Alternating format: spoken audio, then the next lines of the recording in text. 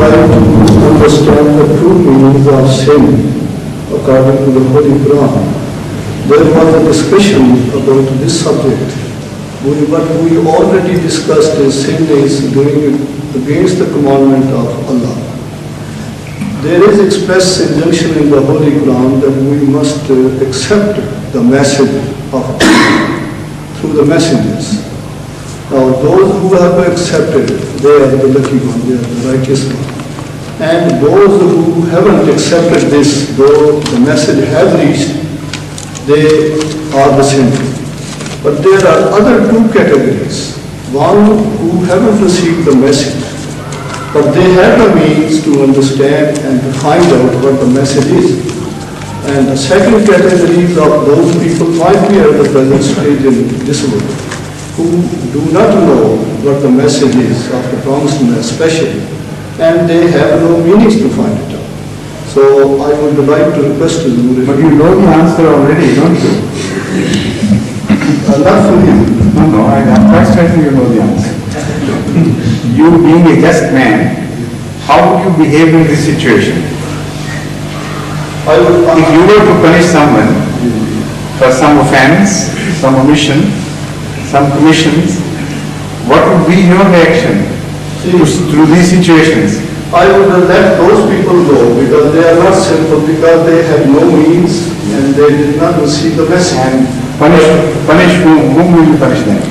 Allah would punish. I'm asking of you. The first one who have received the message and they haven't accepted. And you forgive the rest. Forgive the rest. Those, the middle one, the first category, who had the means to find out the message, but nobody else has put the message to them.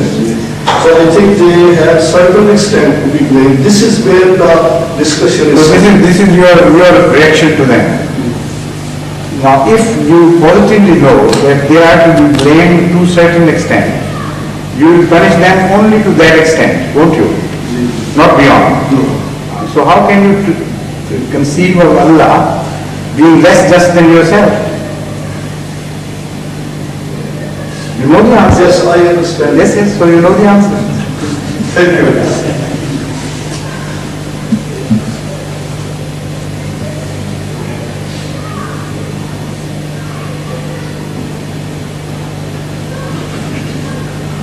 Yes, please. Before Mr. Bashir takes up the floor, anybody who has a question, you should ask. Then you won't leave, I know. It's so full of questions today.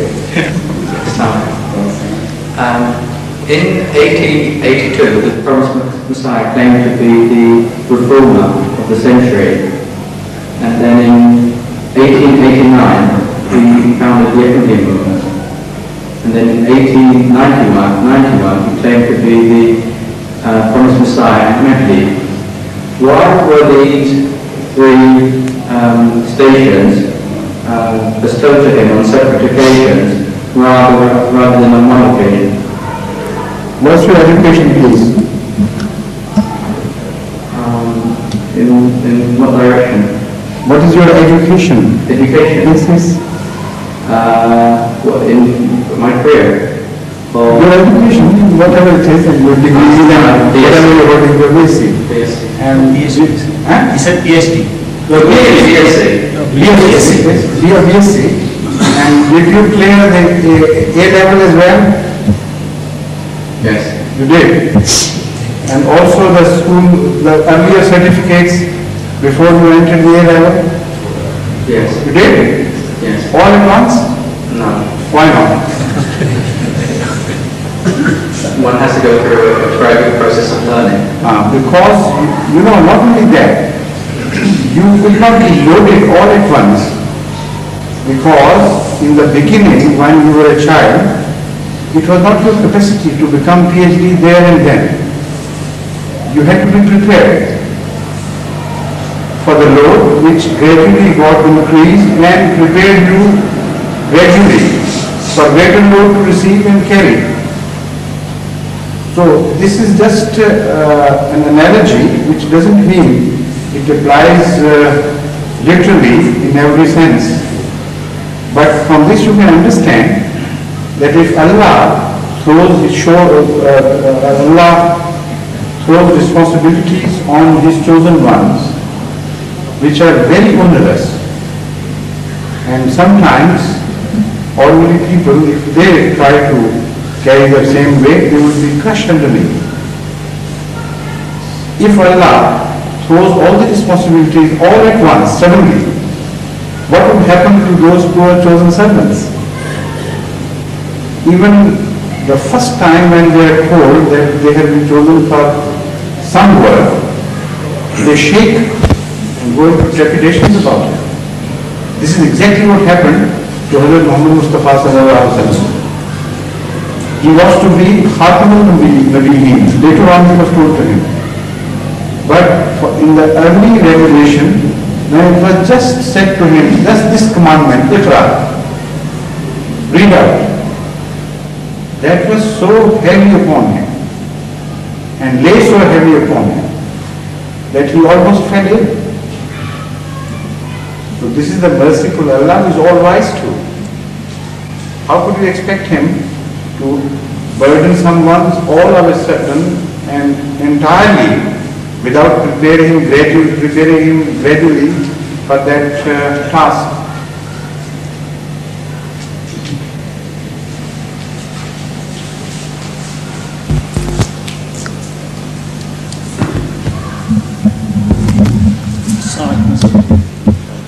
So there's been prophets before who've been killed by man, and for example John the Baptist. So isn't it possible to assume that they weren't true prophets as a result of them being killed by a man? I couldn't follow your question. I mean, First, the fact that they were killed by another person. come forward. Okay. Here, The fact that they were killed by another human being.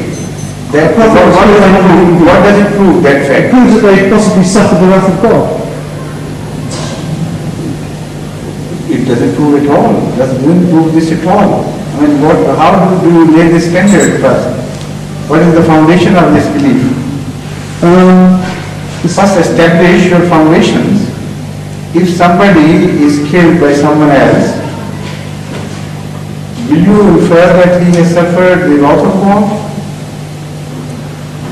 Well, You know, the verse in the Holy Quran, one verse in the Holy Quran rejects this idea totally. Because the Holy Quran tells us, Ma Muhammadun illa Rasul, qad khalat min qablihi rusul, afahim mata aw qutila. Afahim mata aw qutilan qalabtum ala aqas. The Holy Prophet, peace be upon him, Muhammad sallallahu alaihi wasallam. He is one of the prophets, and all prophets before him have passed away. So, if he likewise dies or is killed, will you have a right to turn about and leave him alone? What do you infer from this? yes, I felt. You see, I felt. Although I cannot The appreciate meaning of the other verse, which perhaps is casting this shadow of doubt on your mind, Yes.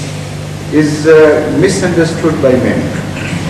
There is another verse, لَوْ تَقَوَّلَ عَلَيْنَا بَعْضُ الْأَقَابِيلِ لَأَخَذْنَا مِنْهُ بِالْيَمِينِ ثُمَّ لَقَطَعْنَا مِنْهُ الْوَتِينَ فَمَا مِنْكُمْ مِنْ أَحَدٍ عَنْهُ حَاجِزٍ.